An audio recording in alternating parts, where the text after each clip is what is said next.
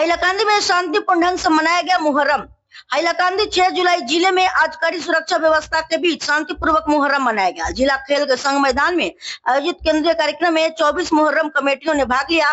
ताजियों के साथ जुलूस निकाला गया और ढोल नगाड़ों की गूंज के बीच करबला के शहीदों को श्रद्धांजलि दी गई।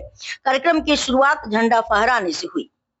আজকের দিনটা হলো আমাদের ইসলামিক চন্দ্র মাস হইল মহরম মাস। এই মহরম মাস চন্দ্র মাসটাই হইল ইসলামিক প্রথম মাসের 10 তারিখ মহরম উদযাপন করা হয়। এই মহরম উদযাপন করার কারণ হইল 10 তারিখ আজকে 1447 হিজরির 2025 ইংরেজির 6 জুলাই রবিবার। আজকে আমাদের কার্যসূচি অনুসারে সর্বপ্রথম আমাদের আঞ্চলিকে সকাল 8 ঘটিকার পতাকা উত্তোলন হয়েছে।